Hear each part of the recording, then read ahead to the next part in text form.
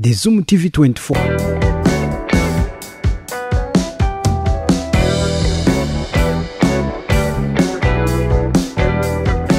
Hanyuma duherukana utari inzobe cyane byagenze gute? Corona really mukorogo kuguma mu nzu ngira ngo ntago nari nzi ko icyo kintu gishobora kuva ku mutwe buriya waje nyine nzi kusutse kwa kundi byakubabaje nako karangiye bivaho ariko kenshi haba harimo udupins kiramo kugira ngo ibitagwa.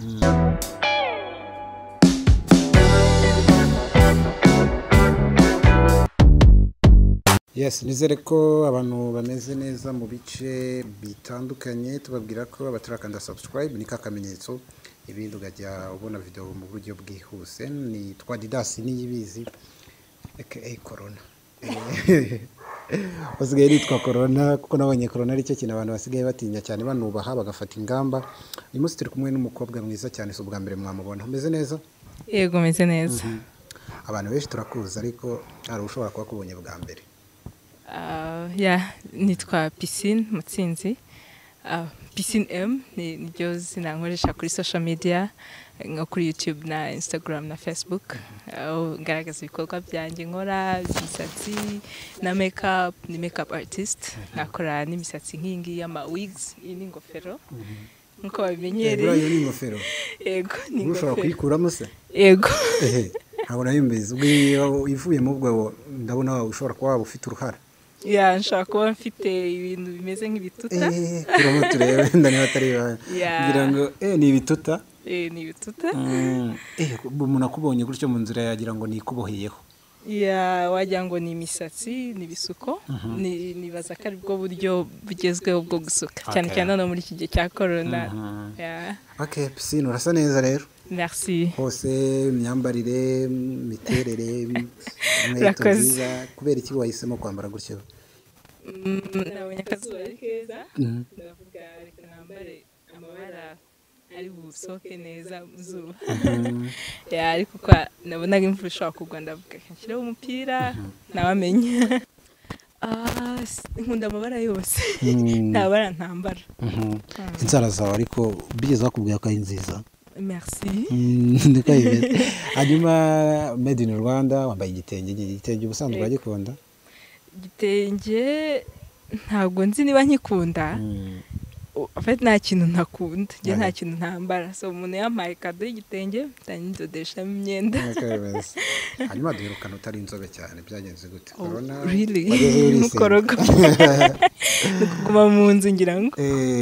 Hanyuma tuvuye mu bihe byaguma mu rugo gatoya wenda tutarinjira mu byatuzanye n'iki wigiyemo muri guba mu rugo?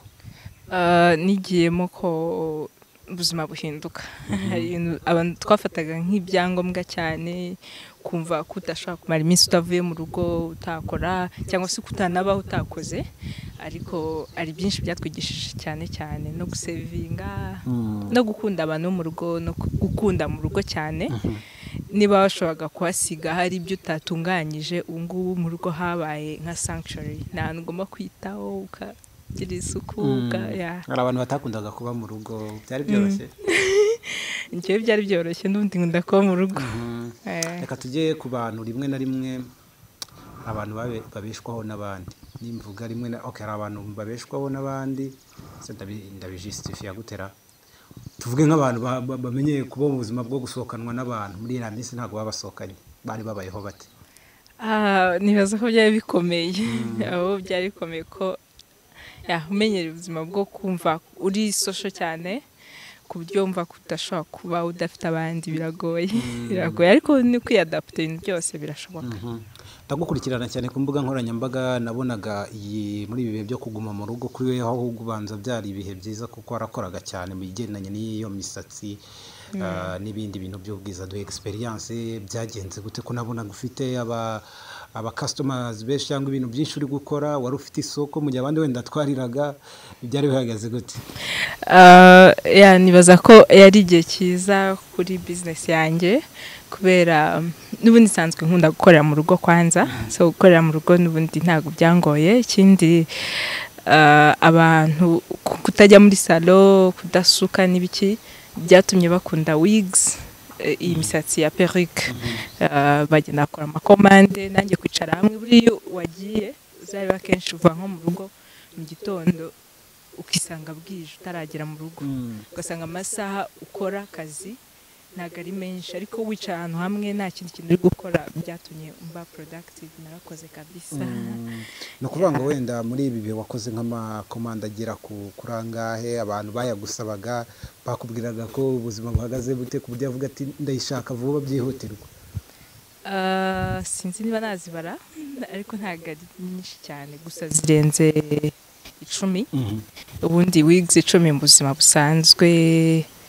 ziranarenga mu gihe gitoya ntabwo bikunze kubaho ikindi hari n'abandi nazikoreye bo hanze nuko wenda indege zitaratangira kugenda ariko nagize clientele nakunze cyane nabona ko ari igihe cyiza cyo kugira ngo abantu bamenye ko bagomba gukunda wigs no kumenya kwiyitaho uri mu rugo ntekereza ko cyane cyane ku bakobwa muri uku kwezi kurengaho iminsi ingahe twamaze mu ngo ntago babonye wa mwanya najyaga mbona bamwe babipostinga ati dukumbuye ka makeup dukumbuye ka makeup ariko nanone ingamba zirekuye baravuga ati makeup ugashyiraho n'agapfukamunwa birajyana ubundi ntago bijyana ntago bijyana nanjye ni ikibazo nkuraho mask kwabona lipstick ishushanyijeho fond de teint ntago muri iki gihe ntago byoroshye ariko kandi ugomba gusa neza ubu ni igihe cyo no kwikunda no kurushaho ko iyo mu mutwe uri gutekereza cyane ntunikunde ngo witeho n'umubiri reactinga hanyuma se umuntu ashobora kwireba gutya ngiye nk'ubu na n'ubu sindemera wenda kwidashobora kuva ku mutwe ni akantu kabona akantu k'ubwiza n'abantu wenda badakunze kuba bafite imisatsi ariko agashaka ubwiza bw'umusatsi aho mumukorera iki cyangwa birashoboka ko umuntu wese yagira ubwo bwiza bw'umusatsi mumukoreye bikamubera akabyambara akabona ari ibintu baberewe nabyo nk'uko nawe tubona bikubereye abadamu akenshi biterwa n'iyakunda hari umuntu ukunda afro iyi ni amarasita hari abantu bakunda amarasita cyane cyane kubera ko no gusuka amarasita biravuna birababaza rero abantu batandukanye nabyo kenshi cyane ko dukora n'amabara atandukanye ushobora kuvanga usanga rero umuntu we areba amafoto kenshi nko kuri Instagram nashyizeho cyangwa no ku zindi mbuga bashobora no gukora screenshot y'ifoto ukavuga njye ndabona iyi ngiyi ariyo yajya kumbera ariko kenshi ko ziba zifite nk'iz'imisatsi zifite hairline zitandukanye n'iyi ngiyi akenshi zibera abantu ko ushobora kuyambarira hagati ushobora kuyambarira hehe ushobora kuyifunga inyuma Bibiliya ivuga ko ubwiza bw'umukobwa ari umusatsi nawe urabyemera cyane bisobanuye cyane ko ari nawe ukora imisatsi ko iyo ufite umusatsi hari ikintu kinini cyane gihinduka abantu babaye muri lockdown ubu ngubu bamaze no kubimenya hari igihe umuntu avuga ati ndasa nabi sinshobora no gusohoka mu nzu sinzi ukuntu kwa mbere bizaba bimeze uhita ubona ko rero harimo difference y'umukobwa n'umugabo ko ntabwo twese twajya tugenda twogoshe ordinaire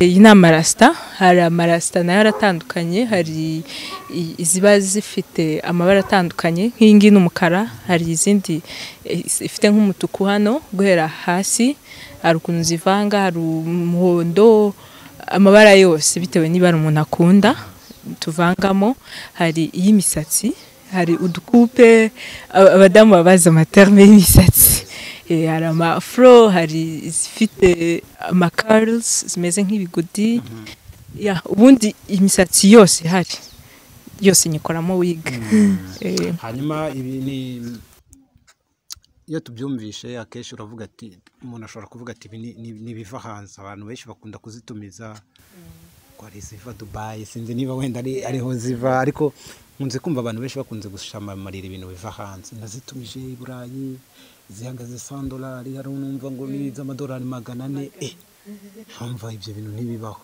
hanyuma dushobora kugira icyizere ko ushobora gukorera umuntu wigs nkuko koko komeza no kubikoranye nabonye abantu benshi bazigura njya mbona nigeze kugusura bizi ko nigeze kubona n'ama order yaba aturutse i Burayi none abi Burayi bashaka noneho kujya babijyana bari ku i Burayi umuntu yagira icyizere kingana iki ko abanyarwanda noneho babonye igisubizo cyo kuvuga ngo dufite umuntu dukorera imisatsi aho kugira ngo twirirwe tuyitumiza i Burayi, ubuziranenge bwabyo niho ndi kwerekeza n'ubwiza bwabyo kuko uko nyibona ni nziza.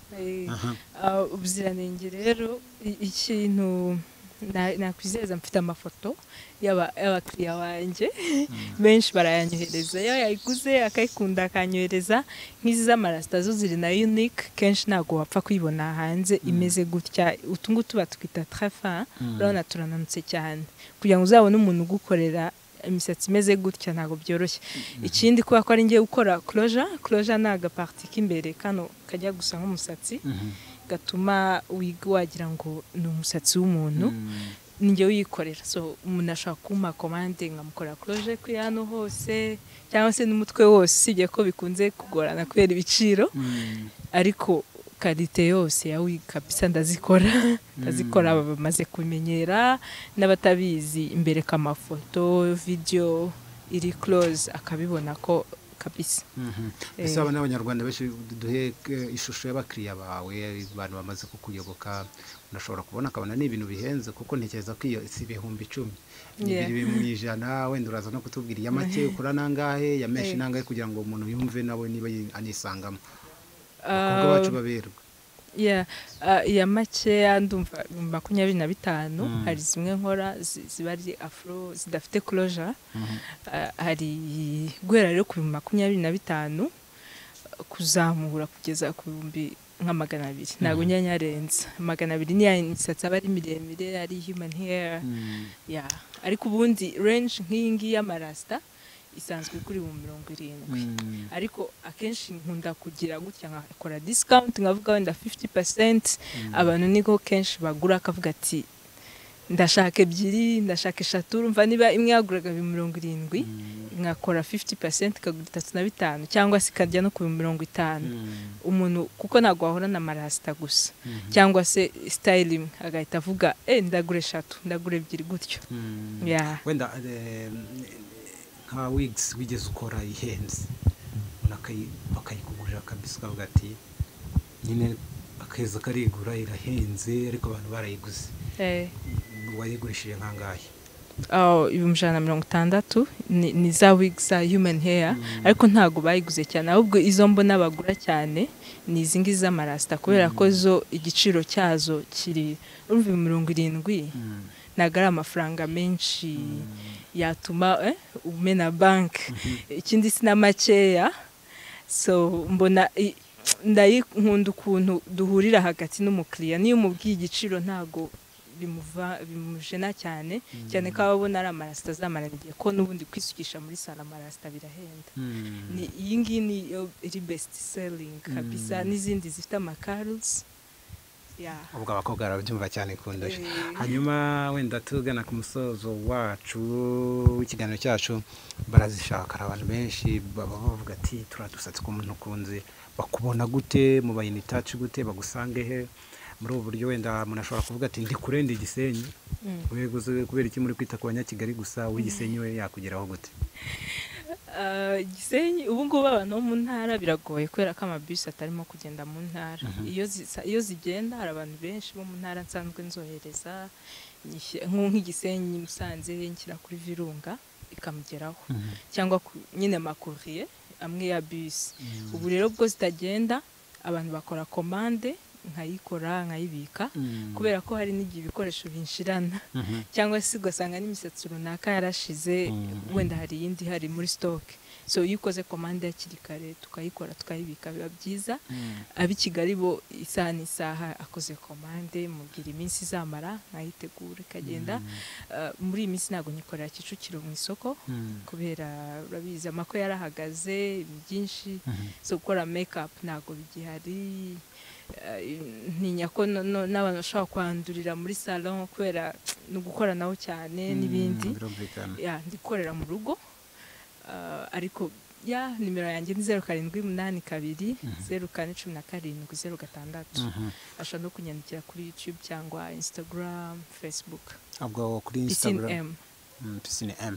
Hanyuma wenda dusoza Piscine, niye nama wagira abakobwa yumva ko nyine ni mwiza, wenda birahagije, ariko ntekereza ko abakobwa ubuzima bwabo bwagakwiye guhora umuntu yitaho akapudetinga niba ariko nabivuga iyo nama bagira cyane cyane abakobwa batita ku bwiza cyane no nabagira inama yo kubyitaho ko uko wiyitaho niko ugenda urushaho kwikunda kandi kwikunda buriya ni ngombwa cyane ku buzima bwawe mutekerereze buriya ukarabye mu maso ukabona hari akantu katagenda neza uganagura ukagira ute wumva umerewe uratuza ukishima na ba bantu bagira complexe hari igihe usanga umuntu akubwira imisatsi yawe ni mibi umubiri wawe ntabwo usa neza ibintu nk'ibyo wowe uko ugenda wimenya wireba wikunda wiyitaho ntabwo mvuze ngo umare amasaha 20 muri miroir n'amasaha 2 ni menshi amasaha make ariko ukamenya ko witayeho iyo wikunze umubiri wawe nawe uragukunda ukamera neza hanyuma tugushimire kandi twizere ko nyaboneka abantu mu mugane teze imbere iby'iwacu teze imbere abiwacu natwe abantu buriya banase neza ko ngewe rwose ntabwo nari nzi ko icyo kintu gishobora kuva ku mutwe buriya waje nyine nzi ko usutse kwa kundi byakubabaje bivaho ariko kenshi haba harimo udupins nshyiramo kugira ngo ibitagwa harimo n'abantu batinya ko babasuka ngo numva ngo birababaza cyane cyane urara udasinziriye n'umusatsi uracika ntago buriya ni ibintu ukora rimwe na rimwe ndi umuhungu nanjye ndamutse ndi umukobwa ntekereza ko najya nshyiraho ibyo uri umukobwa ufite utuwigs 2-3 rimwe na rimwe ugasuka rimwe mu mwaka ubundi ukajya muri salon cyane cyane ko ubundi nta muntu umenya umusatsi wawe kurusha wowe iyo wikorera rero umusatsi wawe uri mu rugo ubundi ukigira wigs awushyiramo ugiye biba byiza pe tubashimire cyane umunsi mwiza sibyo merci murakoze nawe utarakanda subscribe kanda ku kamenyetso k'umutuku kanditseho subscribe kugira ngo uzajye ubona n'izindi video zitandukanye utasanga ahandi turabakunda